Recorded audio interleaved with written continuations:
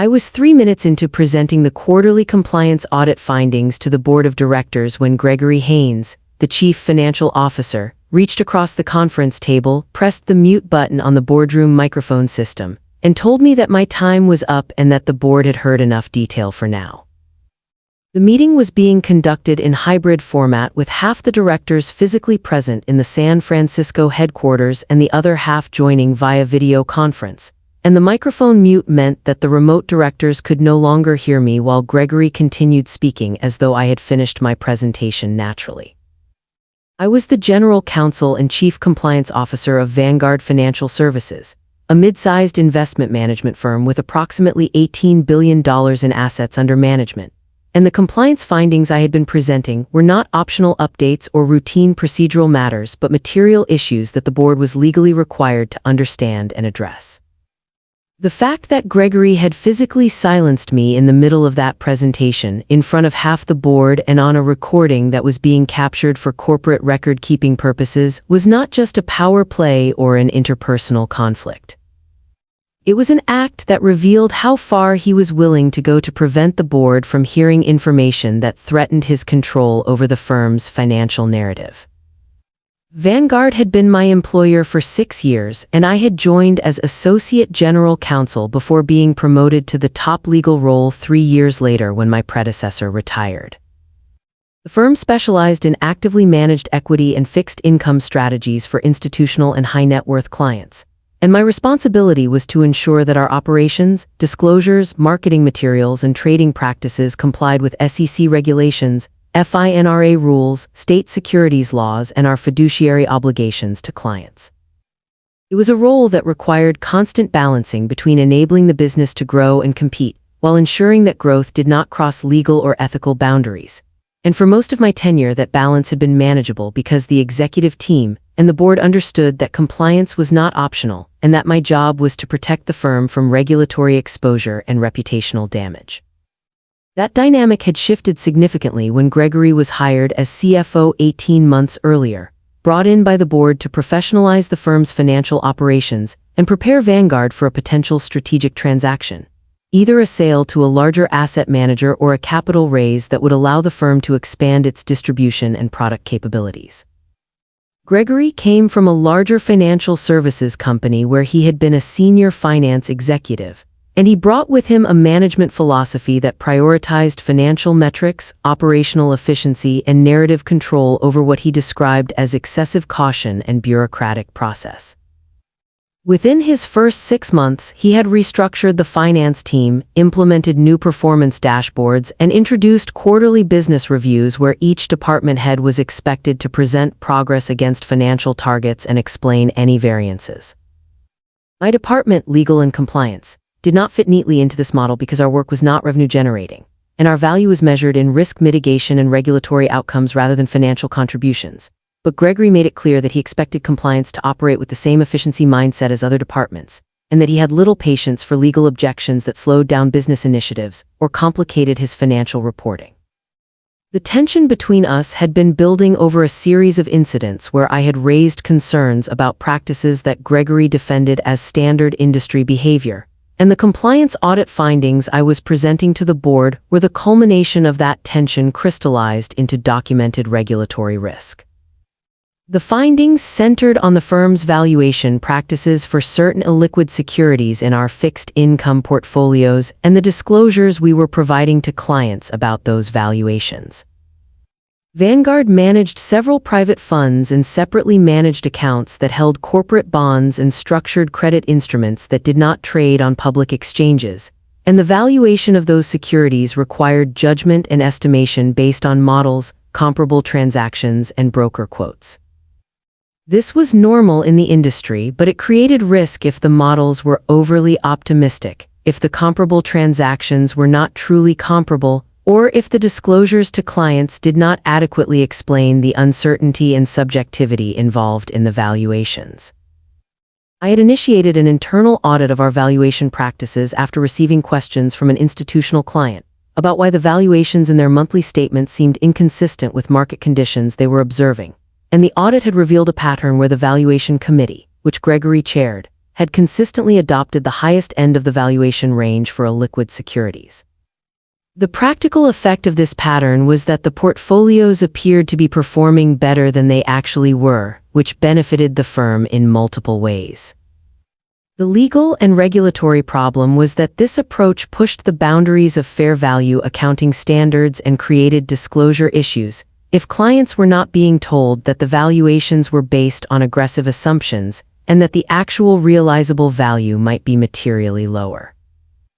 I had documented all of this in a memo to Gregory 6 weeks before the board meeting, outlining the specific securities where I believed the valuations were not supportable, the gaps in our disclosure practices, and the regulatory risk if the SEC or FINRA decided to examine our valuation processes. I had recommended that we revise our valuation methodology to adopt more conservative assumptions, enhance our disclosures to clients, and conduct a retrospective review of past valuations to determine whether any restatements were necessary. Gregory had responded by scheduling a meeting where he told me that my concerns were overstated, that our valuation practices were consistent with industry norms, and that making the changes I proposed would create unnecessary client concerns and complicate the firm's strategic discussions with potential partners. When I insisted that the board needed to be informed of the regulatory risk regardless of the business implications, Gregory said that I could include the valuation topic in my quarterly compliance report to the board, but that I should frame it as a process improvement initiative rather than a material compliance concern. I told him that I could not mischaracterize a regulatory risk to the board and that my fiduciary duty as General Counsel required me to present the issue accurately. He said that I was being unnecessarily alarmist and that if I insisted on presenting the issue in a way that created board concerns and jeopardized the strategic transaction discussions, he would need to raise questions with the board about whether my judgment was appropriately calibrated for the firm's growth stage. It was a clear threat delivered calmly and professionally, and it told me everything I needed to know about how the board presentation was going to unfold. I prepared my presentation with precise detail, documenting the valuation methodology issues, the specific securities that concerned me, the disclosure gaps, and the regulatory standards that I believed we were not meeting. I structured the presentation to be factual and sober, avoiding inflammatory language but making clear that this was a compliance concern that required board attention and remedial action. I also did something that I had not done in previous board presentations. I set up my laptop to record the audio of my presentation using the voice memo application, which I placed in my blazer pocket with the microphone facing outward. I did this not because I expected Gregory to physically silence me, but because I had learned over 18 months that he was skilled at reframing conversations after they happened, at describing what had been said in ways that minimized concerns and made objections seem unreasonable, and I wanted a contemporaneous record of what I actually said versus how it would be characterized later.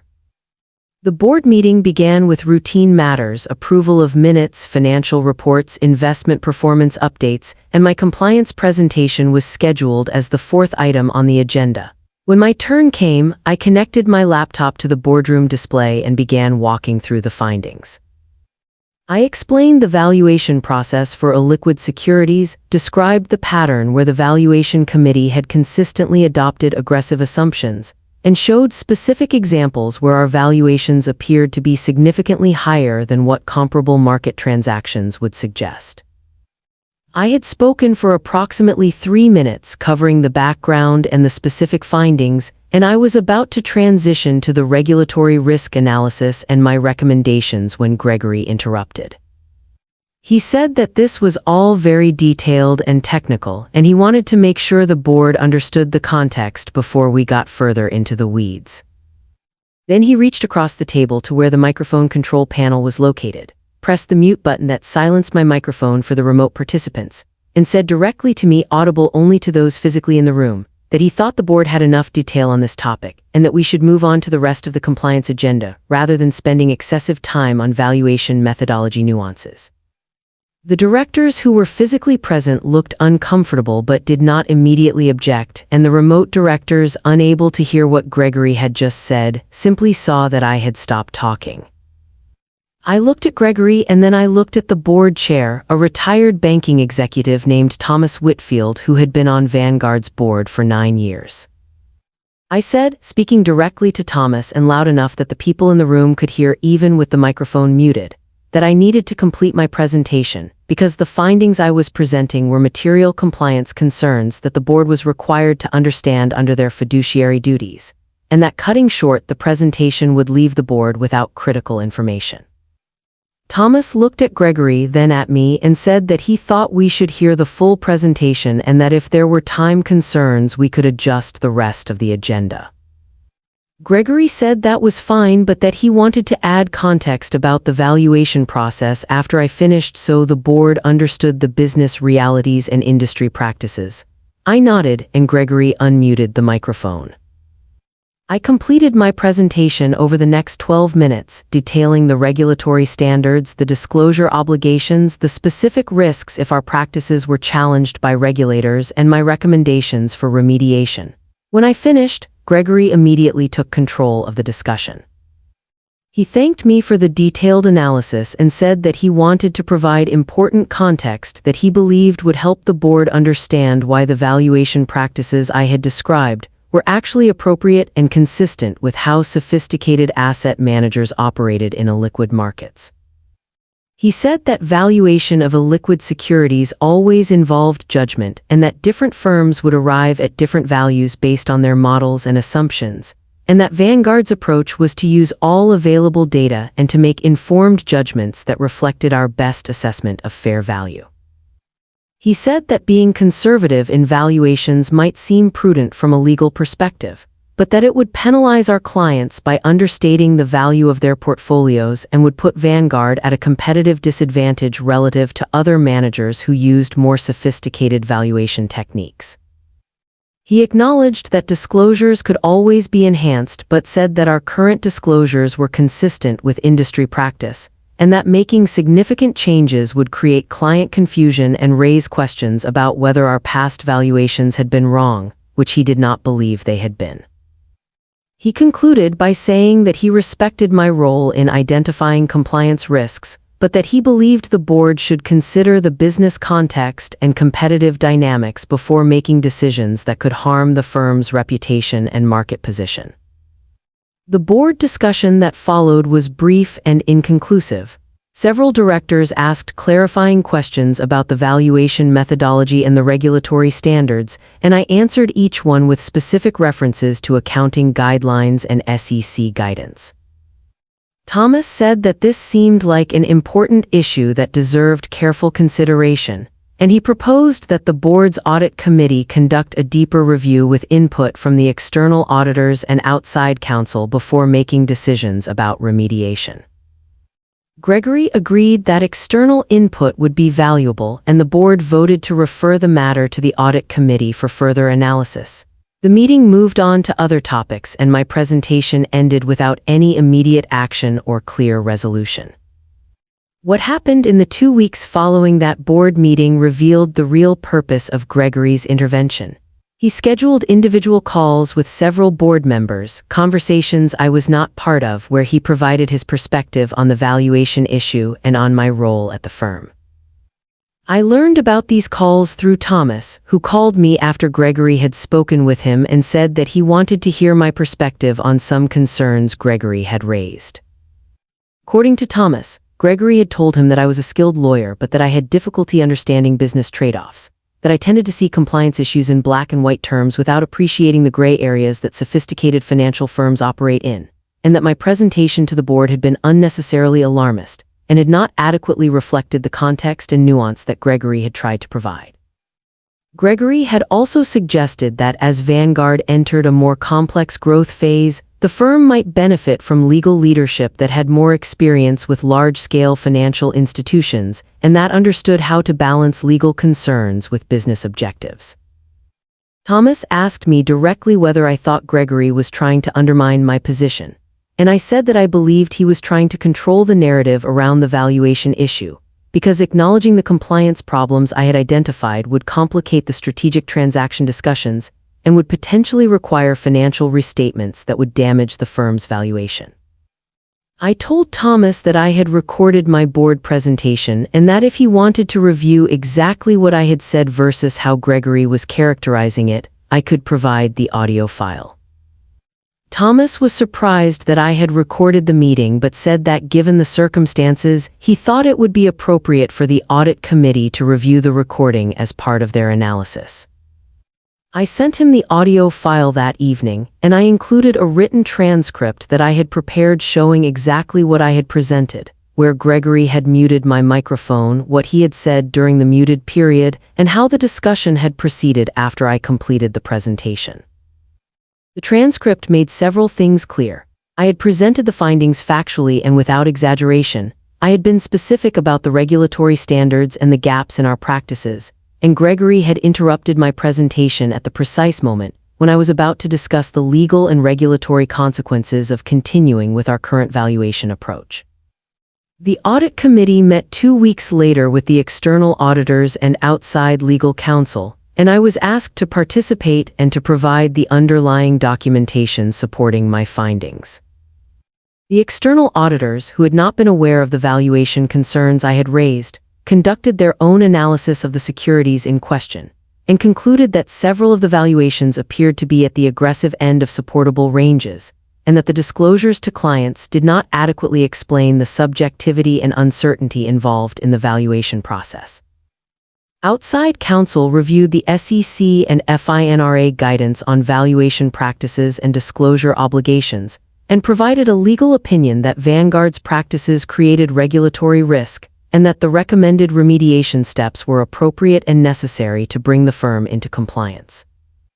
The audit committee then reviewed the recording and transcript from the board meeting, and they concluded that my presentation had been accurate and professionally delivered, that Gregory's intervention to mute the microphone had been inappropriate and had prevented the full board from hearing material compliance information. The audit committee presented their findings to the full board at a special meeting that Gregory and I were both asked to attend. The committee chair walked through the external auditor's analysis, the legal opinion from outside counsel, and the review of the board meeting recording. She noted that the compliance concerns I had raised were supported by the evidence and by external expert opinions, and that the board had a fiduciary obligation to address them regardless of the business implications. She then addressed Gregory's conduct during the board meeting, stating that physically muting a compliance officer's microphone during a presentation on material regulatory issues was unacceptable, that it had prevented directors from hearing information they needed to fulfill their duties, and that it raised serious questions about Gregory's judgment and his commitment to the firm's compliance culture. She said that Gregory's subsequent conversations with board members where he had mischaracterized my presentation and questioned my competence compounded the problem and suggested that he was more interested in controlling information flow than in ensuring the board had accurate information to make decisions. Gregory attempted to defend his actions by saying that he had been trying to manage the meeting efficiently and to provide business context that he felt was missing from my presentation, and that his conversations with board members had been his good faith effort to help them understand the complexity of the valuation issue. The board chair cut him off and said that efficiency did not justify silencing a compliance officer during a board presentation, and that context was meant to supplement information, not to undermine or mischaracterize it. The board then moved into executive session without Gregory or me present, and when they reconvened an hour later, Thomas informed us that the board had decided on 2 courses of action. First, Vanguard would immediately implement the compliance remediation steps I had recommended, including revising the valuation methodology, enhancing client disclosures, and conducting a retrospective review to determine whether any restatements were necessary. Second, the board was placing Gregory on a performance improvement plan focused on governance, collaboration, and compliance culture, and he would be working directly with the audit committee chair over the next 90 days to demonstrate that he could operate in a manner consistent with the firm's values and legal obligations. Gregory remained as CFO for another 4 months, but the dynamic had shifted permanently. The performance improvement plan was a face-saving mechanism that allowed him to exit without being publicly terminated, and he ultimately resigned to take a role at a smaller firm where he would have more autonomy. The strategic transaction discussions that had been progressing during this period were paused while Vanguard completed the valuation review and implemented the compliance changes, and the delays and the need to disclose the valuation issues to potential acquirers significantly reduced the firm's valuation and made some potential partners withdraw from discussions entirely. Vanguard ultimately completed a smaller capital raise with a private equity firm at a lower valuation than had been originally projected. And while that outcome was disappointing to some shareholders and board members, it was the consequence of addressing the compliance issues honestly rather than hiding them and hoping they would not be discovered during due diligence. I remained as General Counsel and Chief Compliance Officer and was given expanded authority to report directly to the Audit Committee on any matters where I believed business pressures were creating compliance risks. The board also implemented new policies requiring that compliance presentations be completed without interruption, and that any concerns about the content or framing of compliance information be addressed through formal processes rather than through executive conversations. The recording of the board meeting, and specifically the moment when Gregory muted my microphone, became part of the firm's internal training on governance and compliance culture, used to illustrate how pressure to control information and protect business narratives can lead executives to cross lines that damage both the firm and their own credibility. The experience taught me something about power and control in corporate environments that I had understood intellectually but had not fully internalized until I watched it play out in real time. Gregory believed he had control because he controlled the financial narrative, because he had the board's confidence as the person who would prepare the firm for a strategic transaction, and because he assumed that a compliance officer who raised inconvenient concerns could be managed through narrative framing and relationship management. What he failed to understand was that control in a regulated industry is not about who speaks loudest or who manages perceptions most effectively, but about who has the facts, the documentation, and the willingness to ensure that those facts reach the people with ultimate accountability. He cut my microphone to shut me up to prevent the remote directors from hearing the full scope of the compliance issues, and to signal that he had the authority to decide what information the board received and when. But the recording proved that he never really had that control, because the information existed independent of his ability to suppress it, and because the board's fiduciary duties required them to act on that information once they understood it, regardless of how inconvenient it was for the business narrative Gregory had been constructing. The ending was not dramatic. There was no public scandal, no regulatory enforcement action, no shareholder lawsuit. Vanguard implemented the compliance changes, disclosed the valuation methodology revisions to clients, and absorbed the financial and strategic consequences of being honest about the issues rather than hoping they could be concealed. Gregory left and found another role where presumably he continued to believe that controlling information was more important than ensuring its accuracy. And I continued doing the work that compliance officers do, identifying risks, documenting concerns, and ensuring that the people with decision-making authority have the information they need to make informed choices, especially when that information is uncomfortable or inconvenient.